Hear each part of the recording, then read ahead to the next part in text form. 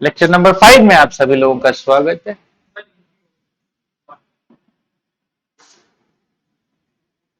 देश प्रेमियों,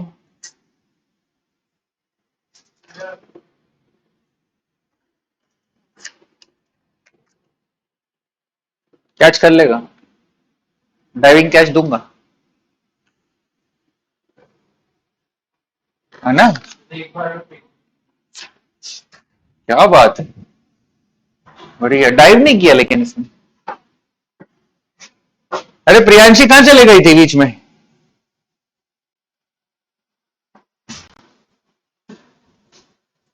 network issue हो गया था। अच्छा ठीक है।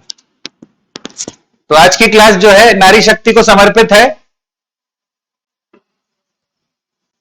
नारी तू नारायणी,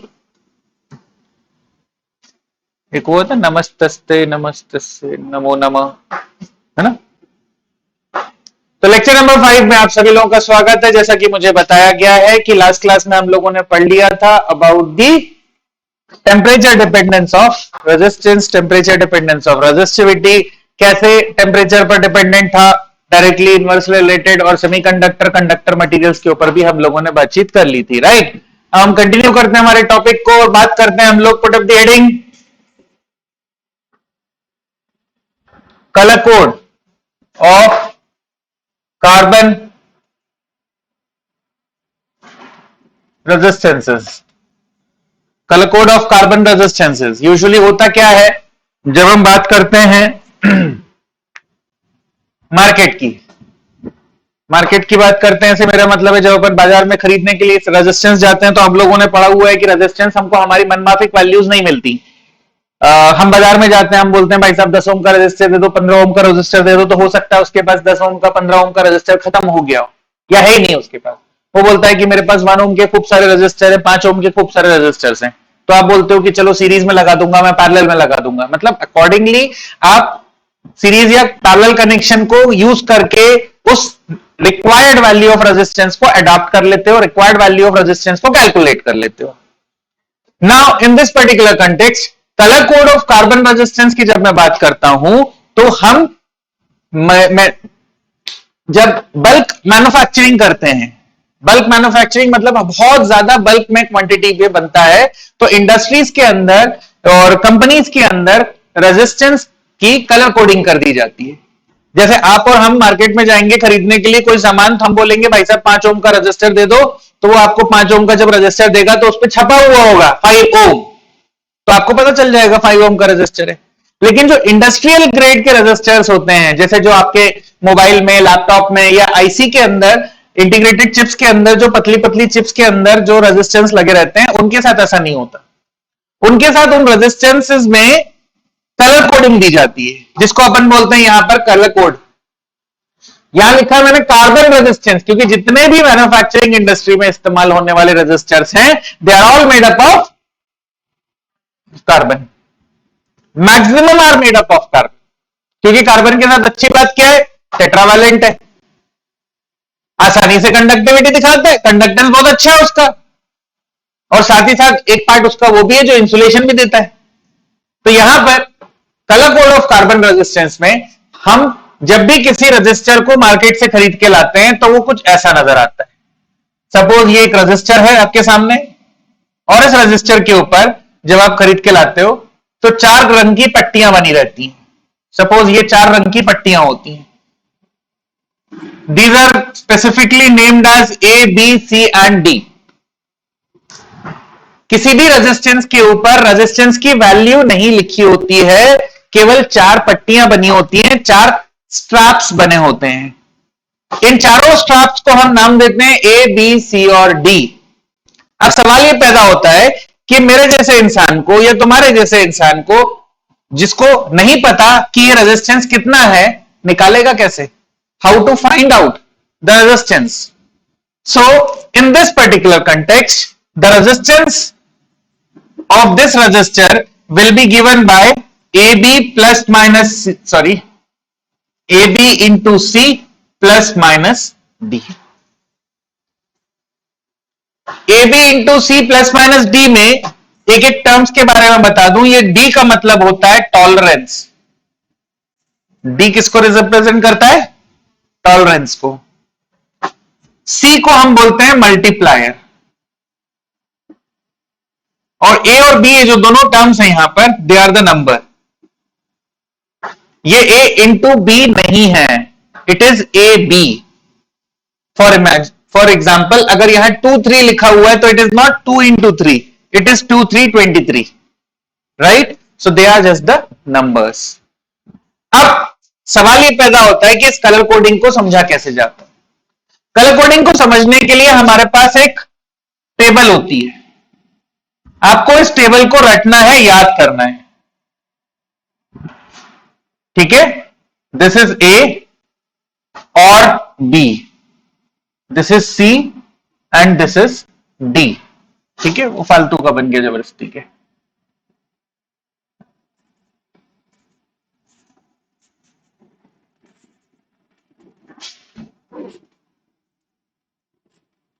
तो एक छोटा सा टेबल है, इस टेबल को आपको याद रखना है। एग्जाम्पल के तौर पे शुरुआत यहां से होती है, 0 1 2 3 4 5 6 7 8 and 9. These are all values subsequently symbolizing the values of A and B. इसके ठीक सामने लिखा है मैंने मल्टीप्लायर, तो मल्टीप्लायर जो लिखा है C, उसके लिए हो जाएगा 10 की पावर 0, 10 की पावर 1, 10 की पावर 2, 10 की पावर 3 एंड सो ऑन। जो भी नंबर लिखा है वो उसकी पावर बन जाएगा, मतलब आखिरी में ये 10 की पावर 9। डी पर जैसे आता हूं मैं, तो डी रिप्रेजेंट कर रहा था टॉलरेंस को, आपको याद होगा। टॉलरेंस में अगर गोल्ड के कलर की पट्टी है तो टॉलरेंस हो जाएगा 5%। अगर सिल्वर की पट्टी है तो हो जाएगा 10%, और कोई भी दूसरा कलर हो तो हो जाएगा 20%। इसका मतलब मैं समझाऊंगा धीरे धीरे, मैंने अभी सिर्फ टेबल बनाकर बताया है आपको।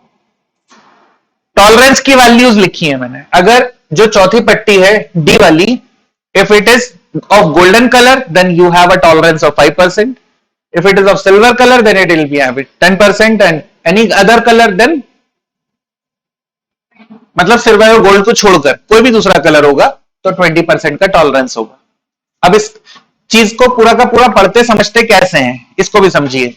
ये जो मैंने सीरीज लिखी है, this is the colour, black, brown, red, orange, yellow, green, blue, violet, grey and white. 2G में कंफ्यूज मत हो जाना, यहां पे ग्रीन है, यहां पर ग्रे है। 2B में कंफ्यूज मत हो जाना, 3B है एक्चुअली, ये ब्लैक है, ये ब्राउन है और ये ब्लू है। बाकी सब तो इंडिविजुअल कलर्स हैं, सब everyone knows about it. W means white है। हर एक कलर के सामने सब्सिक्वेंटली उसकी वैल्यू है। अब एग्जांपल के तौर पर मैं आपको समझाता हूं। यहां पर ये जो कलर कोडिंग है, थोड़ी देर के लिए मान लीजिए कि मैंने यहां दिया होता रेड, ऑरेंज, ग्रीन एंड यहां पर दे दिया सिल्वर। ये मैंने कोडिंग कर दी, red, orange, green and silver. आप मार्केट से, जैसे ये रेजिस्टेंस है, आप मार्केट से ये रेजिस्टेंस खरीद के लाए तो आपको ये 4 पट्टियां नजर आई इसके ऊपर, बस, और कुछ नहीं दिया उसके ऊपर। आप कलर के हिसाब से आप वैल्यू निकालोगे। कैसे? बोर्ड पर देखिए, the resistance of this conductor will be, पहला कलर कौन सा है? रेड, तो रेड के आगे नंबर कितना है? 2, तो ए की वैल्यू कितनी हो गई? 2। फिर रेड के बाद कौन है? ऑरेंज, तो ऑरेंज के लिए कलर नंबर कितना है? तो कितना हो जाएगा? 3 इंटू सी, सी का कलर क्या है? सी इज ग्रीन, ग्रीन, तो यहां पर ग्रीन कहां है? यहां पर, तो 10 की पावर 5, तो 10 की power 5 plus minus D, colour क्या है? सिल्वर, सिल्वर के लिए कितना है? 10%। ये हो गया इतना ओम आंसर। समझ आया सभी को? अब चीजों के बारे में समझो। टॉलरेंस का मतलब क्या होता है? टॉलरेंस का मतलब तुम यूं समझ लो कि जैसे तुम एक ढक्कन की बात करोगे, एक डब्बा और एक ढक्कन है, टाइट करने वाला नहीं, डायरेक्ट कपल करने वाले, लगाने वाला। एक होता है ना वैक्यूम वाला, टाइट कर देते हो आप, और दूसरा होता है कौन सा, स्क्रू वाला, टाइट करने वाला। तो जो कपलर होता है, जो टाइट करने वाला होता है, उसमें क्या करते हो, जो ढक्कन का साइज है वो डब्बे के साइज से थोड़ा सा बड़ा रहता है, ताकि वो उसमें प्रॉपरली फंस जाए, राइट। अगर दोनों एक साइज के होंगे तो नहीं होगा, तो टॉलरेंस देना पड़ता है हमको। टॉलरेंस का मतलब आप यूं समझ लो कि टॉलरेंस वो वैल्यू है जो वैल्यू वो सस्टेन कर सकता है, झेल सकता है।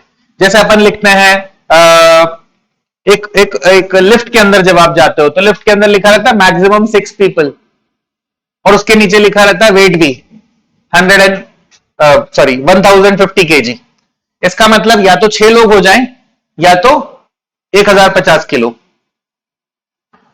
Which ever is greater.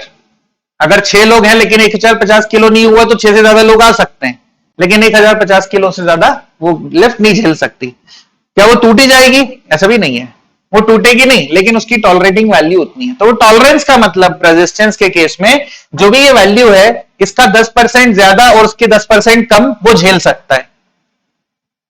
10% of that given value वो बढ़ा सकता है और घटा सकता है। क्लियर है? तुम रोज 2 रोटी खाते हो, लेकिन अगर कभी हुआ तो तुम हो सकता है 3 रोटी भी खा सकते हो सकता है तुम्हारा मन कम हुआ तो एक ही रोटी खाओगे। वो डिपेंडेंट है कि आप भूखे कितने हो, right. So is this example and condition and Ramayan clear to everyone?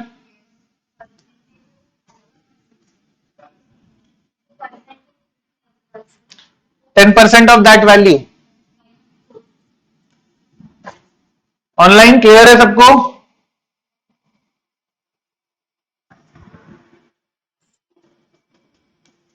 अच्छी बात है। अब इसको याद करने का थोड़ा सा परेशानी होती है, तो याद करने के लिए बड़ी सिंपल सी कहानी है, इसको आप याद रख सकते हो। फॉरेन जाने का सपना तो किसका नहीं होता। तो बाहर विदेश में अदिति एक भाई साहब रहते थे जिनका नाम था बी बी रॉय। उनका नाम है बी बी रॉय। अब बीबी रॉय साहब जो है कहां रहते थे? He lives in Great Britain. Great Britain. तो इनकी खासियत क्या थी? इनकी खासियत कुछ भी नहीं थी अदिति, तो फर्जी आदमी थे। He had a very good wife, ये खासियत थी उनकी। He had a very good wife. So B.B. Roy of Great Britain had a very good wife. हो गया, कलर कोडिंग याद हो गई, एक नंबर आपके बस्ते में। ठीक है आदित्य, तो भी जाओगी ब्रिटेन? नहीं जा रहे तुमको ब्रिटेन? कनाडा जाओगी? कनाडा नहीं, युगांडा? अरे वहां तो बहुत सारे मिलेंगे अपने टाइप के हैं।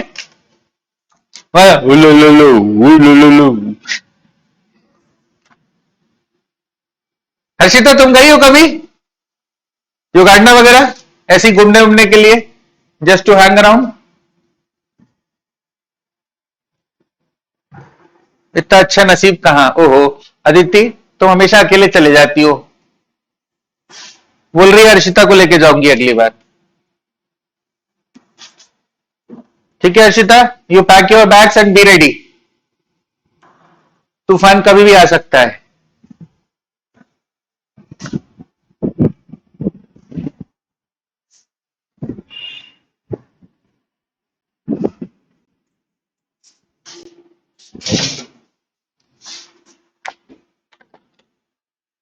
हाँ जी बोलो। बोलो बोलो।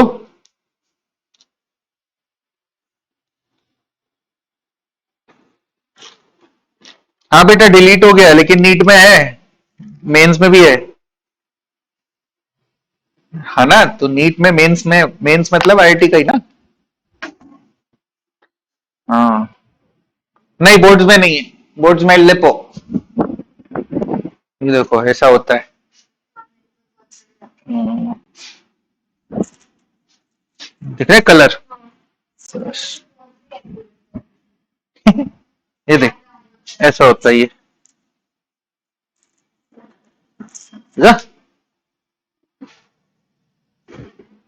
ऑनलाइन वालों को भी दिखा देते हैं, देखने को मिल जाए।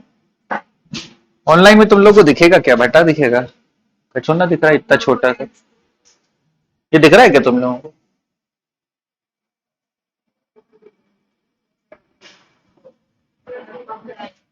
ये दिखा तुम लोगों को ऑनलाइन? इसको थोड़ा ध्यान से देखो। अब वो तो क्या तुम ऑनलाइन देख रहे हो, इसमें कुछ कलर्स दिख रहे हैं तुम लोगों को? थोड़ा सा देखो। हाँ, तो this is how colour coding of carbon resistors looks like. इसमें सिर्फ ये जो वैल्यूज हैं, इन वैल्यूज को अपन कैलकुलेट कर लेते हैं, राइट?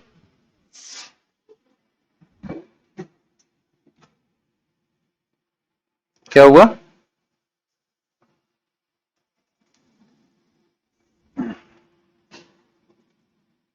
कहा शर्मा जी? हैं? शर्मा जी बोल रहे हैं ये लोग अकेले जाएंगे क्या? हुआ देती, इसकी भी टिकट बुक कर दो। रोज ही जाती है? युगांडा वासी थी क्या पहले? ओह, कभी जिक्र नहीं किया तुमने शर्मा जी। तुम्हारा युगांडा उगांडा आते जाना रहता है चतुर से। चतुर रामलिंगम। वो तो गैस गोदाम था ना? वो तो गैस गोदाम था ना? अरे तभी ये ये डबल मास लगाती है तभी। Oh, now I got it, finally truth revealed. तो क्या कभी भी गैस काट होगा तो हवा छन कर आएगी? कोरोना का वायरस नहीं आएगा अंदर। आह, अच्छा है। अब कर दूं? दीपा, समझ में आ रहा है तुमको?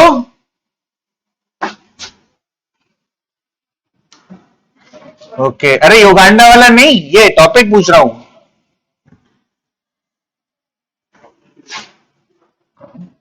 अच्छा हाँ, फिर ठीक है। तो युगांडा वाला क्लियर नहीं है देखो।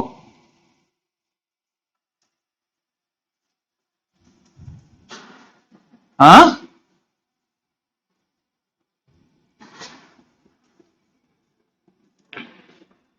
लगता है दीपा को थोड़ा युगांडा वाले में डाउट है कि वेयर इज दिस प्लेस। कभी आओ कोचिंग पे दीपा, या शर्मा जी हमारे पास, वो आपको युगांडा दर्शन कराएंगे। ऑनलाइन ऑफलाइन दोनों अवेलेबल है क्या फैसिलिटी? अच्छा हाँ, okay okay, now I got it.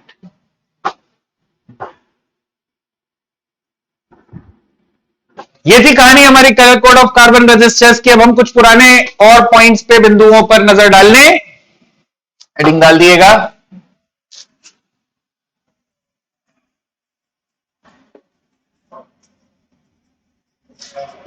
Electrical energy, हम सभी लोग इस टर्म से भली भांति परिचित हैं। We all know about it. What exactly is electrical energy? Electrical energy, we must have studied in our lower class that energy of any type is always stored in the form of work. दुनिया में energy कोई भी हो तो हमेशा work के form में store रहती है।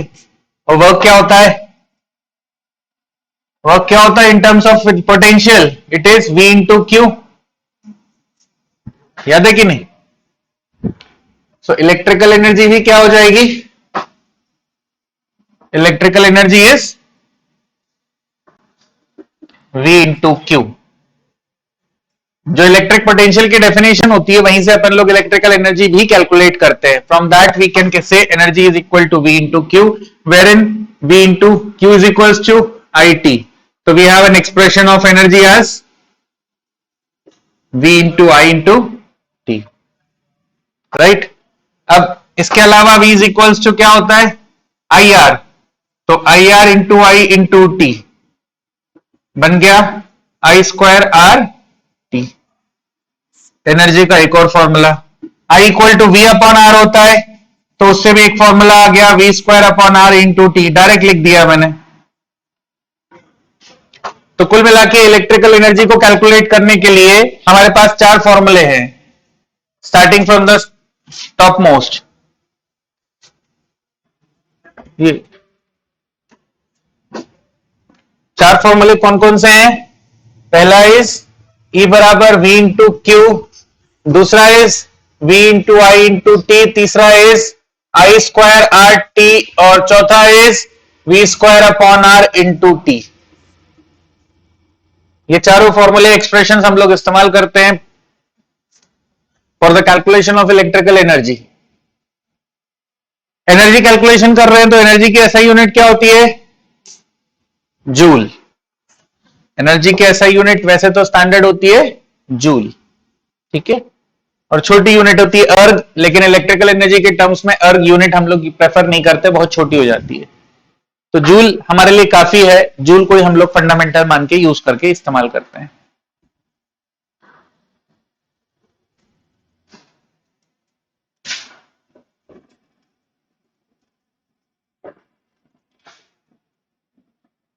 इलेक्ट्रिकल एनर्जी से ही दूसरा टर्म पैदा होता है जिसको अपन बोलते हैं इलेक्ट्रिकल पावर, जिसमें electrical power is rate of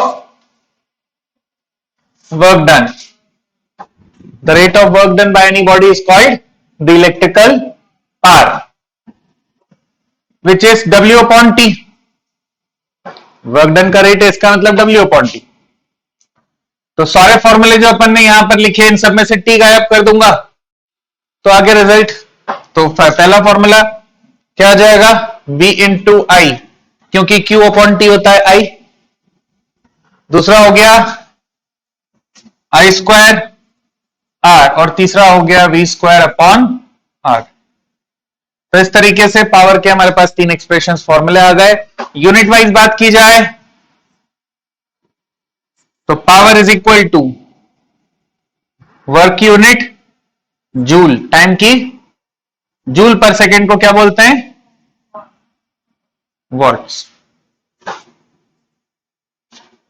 so the unit of measurement of power is watt. हालांकि वॉट छोटी यूनिट है, हम बड़ी यूनिट को भी प्रेफर करते हैं विच इज किलोवाट, ठीक है। संजना, दीपा, समझ में आ रहा है तुम लोगों को?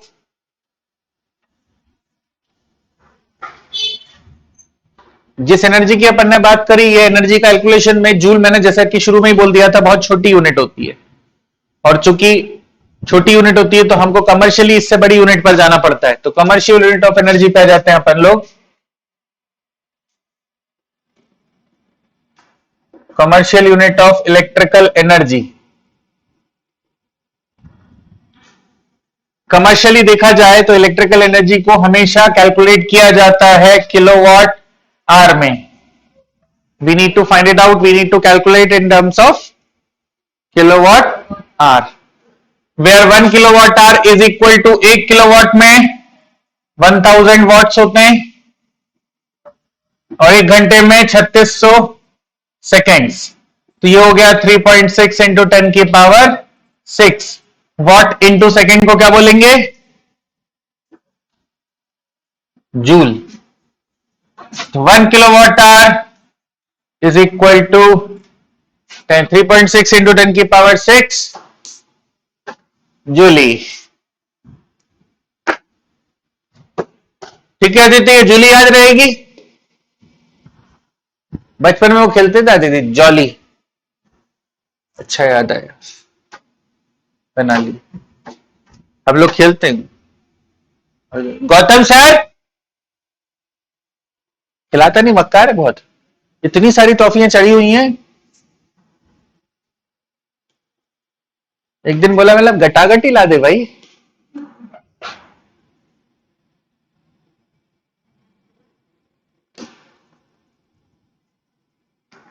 तो प्रियांशी क्लियर है तुमको? Kilowatt hour is the commercial unit of electrical energy. Commercial से मतलब क्या होता है? Calculation purpose. कैलकुलेशन पर्पस मतलब जो हमने अपनी पिछली बार मतलब 10th क्लास में भी पढ़ा था ऐसा, कि जब हमारे घरों के जो मीटर होते हैं उन मीटर की रीडिंग आती है तो हमको पैसे देने पड़ते हैं। भले ही सरकार तुम्हारे मामा जी की है, पैसा तुम्हारे अब्बा जी को देना पड़ता है, काय जैसे तो नहीं देना चाहिए। हो सकता है मम्मा पलट के बोल दें, बोले मामा जी है तुम्हारे। अरे तो शर्मा जी के तो पहचान के भी हैं और क्लोज। चौहान साहब हैं, शर्मा जी सुना आपके घनिष्ठ कनेक्शन है मामा जी से, तो आप जब मिलती हैं तो क्या बोलती हैं उनको? ओए मामे हैं?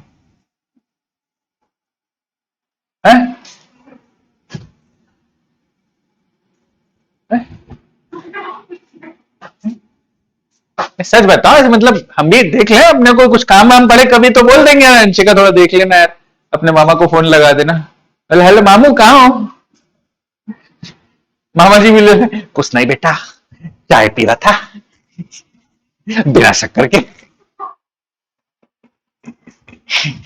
तो हम भी अपना कुछ काम करा लेंगे भाई कल को। हाँ हाँ। शर्मा किसकी? शर्मा जी की? मामा जी की? मामा जी की तबीयत खराब, क्या लूज मोशन हो गए? भाई लूज मोशन हो गए तो कल के पेपर में आ जाएगा सबसे पहले हेडलाइन में, बिना फोटो के। अरे आदमी का फोटो आएगा, तुम क्या सोच रही थी? बाहर वालों को पढ़ाना इसलिए थोड़ा सा सर दर्द होता है, एकदम सोचने लग जाती है। अपन मैथ्स वाले आराम सब चलता है। शर्मा जी फोटो जब आएगा तो आदमी का आएगा, त्रस्त होके बिल्कुल, बोले मोशन अंडर कंट्रोल नहीं थे, 3 दिन से लगातार जो है गरज के साथ ढाली। अब तो अरे नीलाक्षी, तुम कभी कोचिंग में आई ना? भारी बमबारी हो रही है यहाँ पर, लगता है मामा जी अंडर कंट्रोल नहीं है। ओके, यहाँ पर लोगों द्वारा प्रैक्टिकली समझ लिया, सोच लिया और इमेजिन कर लिया गया है कि क्या क्या हो सकता है, क्या क्या प्रोबेबिलिटीज हो सकती हैं। अगर दिन में 10 बार गए हैं मामा जी तो पिक्चर अलग है, 15 बार गए तो पिक्चर अलग है। अरे ये तो रिकॉर्ड हो रहा है फिर, अरे ध्यान ही रहा। अपन टॉपिक आगे कंटिन्यू करते हैं दोस्तों, सबको समझ में आ गया? किलोवाट आवर वगैरह सब क्लियर है ना? कमर्शियल यूनिट है, अंगूठा दिखा दो। अंगूठा ही नहीं दिख रहा किसी का। दीपा का अंगूठा आ गया, नीला का भी आ गया। प्रियांशी तुम्हारा अंगूठा कहाँ है? तुम यो कर दो ऐसे, यो। गौतम से देखो, नहीं नहीं पलटना नहीं, देखो मक्कार भग गया।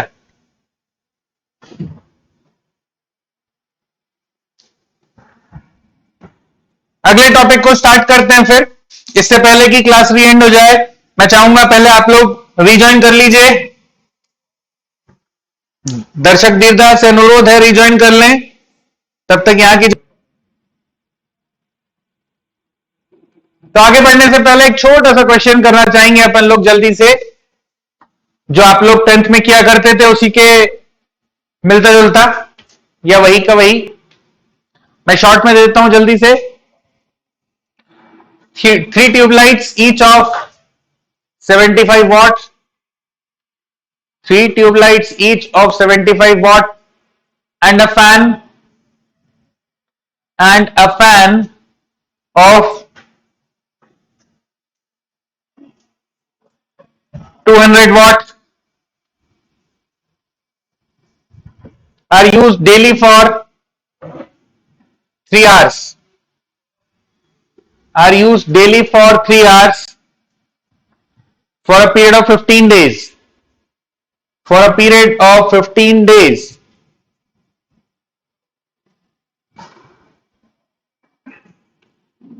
Find the total energy consumed in kilowatt hour.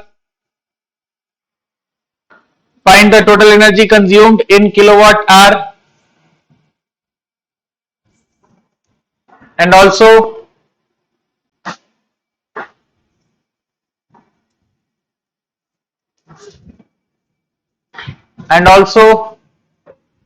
the cost of using it, also the cost of unit using it, one unit if 1 unit is equal to 7.5 rupees, 1 unit is equal to 7.5 rupees. खेला शुरू करें.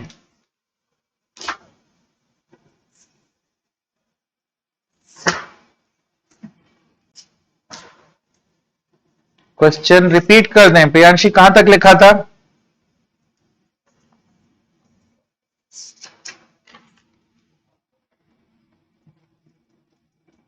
For a period of 15 days. For a period of 15 days था और cost थी 7.5 rupees. तो तुमको total cost निकालनी है.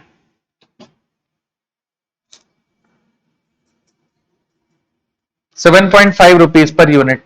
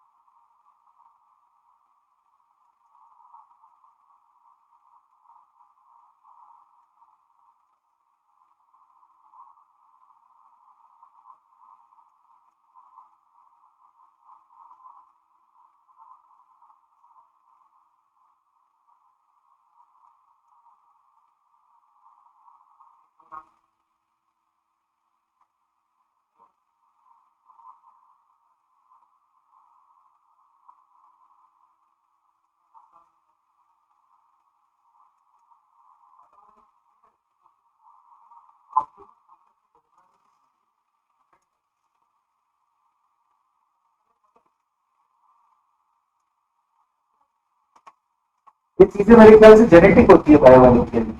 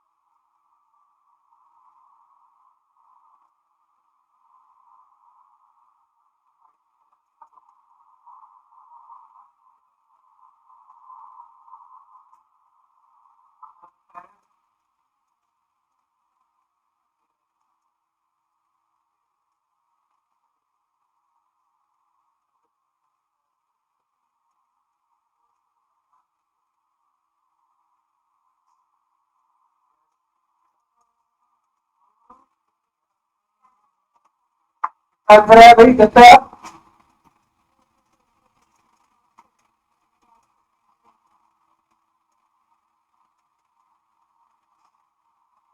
Did you get any answer, Priyanshi?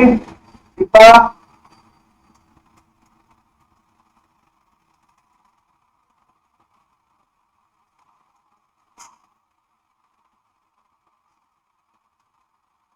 Hello? अच्छे से आंसर आएगा?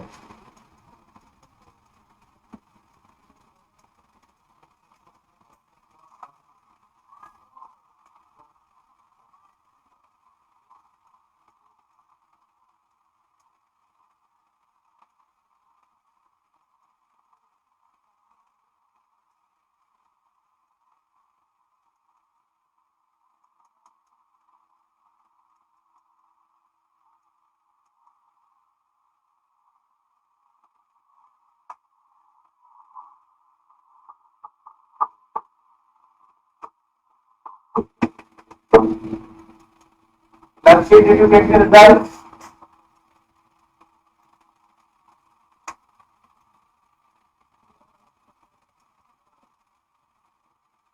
Lakshmi, इसका आंसर आया। दीपा, संजना, प्रियांशी, दीपक आ रहा है 19.125 टोटल एनर्जी। शीला बोल रही है बट गलत आया, 21.3 आया।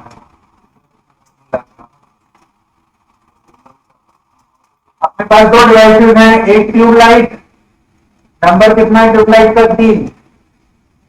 एक ट्यूबलाइट का 75 वॉट है ना, 3 ट्यूबलाइट का 3 इंटू 75 हो गया। 3 इंटू 75 बोले तो 3 5 15 225, क्या बात है, 225 वाट 1000 कर दिया तो कन्वर्ट हो जाएगा किलो। ट्यूबलाइट के बाद है फैन। फैन कितने? एक ही है, 500 200 वाट डिवाइडेड बाय 1000 कर दिया इसको भी तो वाट में कन्वर्ट हो जाएगा, और ये हो जाएगा आपके पास 1/5 किलो। इसको भी 15 दिन इस्तेमाल करना है, इसको भी 15 दिन इस्तेमाल करना है। तो फॉर 15 डेज ट्यूबलाइट की एनर्जी हो जाएगी 225 अपॉन 1000 मल्टीप्लाइड बाय 15 डेज की।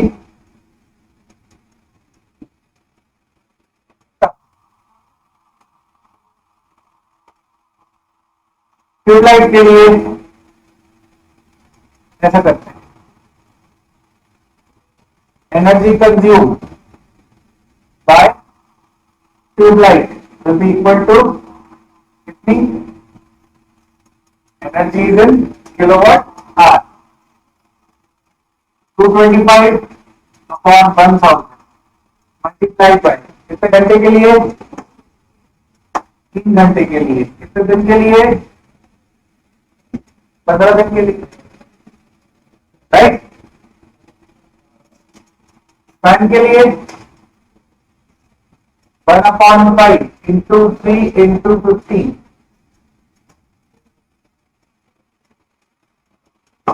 टोटल निकालने के लिए इन दोनों को ऐड कर लो, वो भी सॉल्व करना है।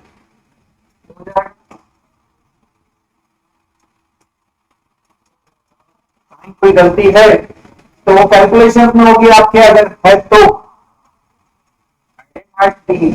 Perfect answer for this.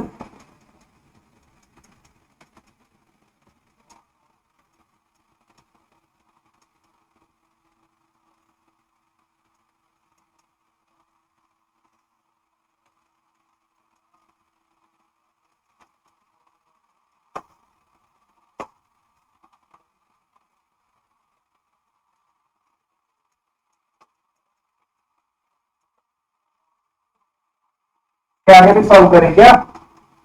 क्या एग्जैक्ट परफेक्ट किसका क्या आंसर आ रहा है? 5 4 20 5 5 25 3 5 2 5 9 5 4 5 3 5 8 3 9 6 9 किलोवाट। हाँ, यहाँ पर 5153 किलोवाट। तो टोटल कितना हो जाएगा 81/8 प्लस 9 9872 81 प्लस 72/8 ये हो गया 3 8 16 153/8 1 पॉइंट समथिंग आएगा 8 773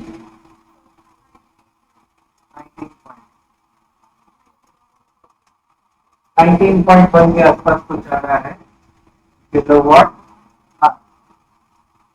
कॉस्ट निकालने के लिए 19.1 इंटू 7.5 कर दो तो कितना रुपीज आ जाएगा। सॉल्व कर लेंगे तो बेटर रिजल्ट।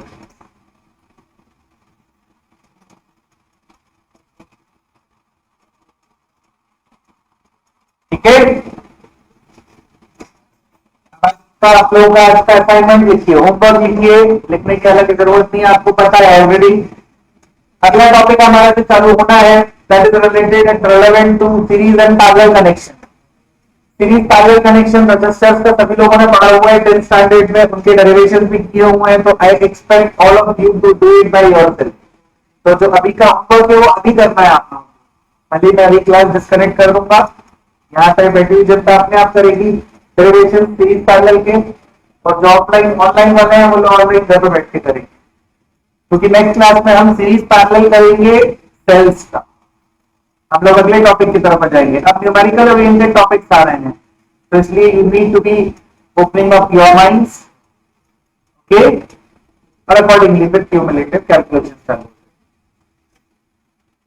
फिलहाल मैं रैप अप कर रहा हूँ क्लास को, नेक्स्ट क्लास से न्यूमेरिकल सेक्शन चालू करूंगा और इलेक्ट्रिकल मेजरमेंट भी अगली क्लास से चालू हो जाएगा। तो होमवर्क है आपका सीरीज पैरेलल और रेजिस्टेंस आप लोगों को डिराइव करना है, और उसके फिर अलग अलग तरह तरह के क्वेश्चंस और चीजें हम लोग अगली क्लास में डिस्कस करेंगे।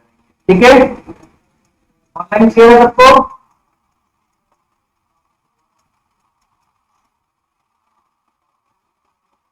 Okay, so for right now, I'm wrapping up the class. Thank you very much.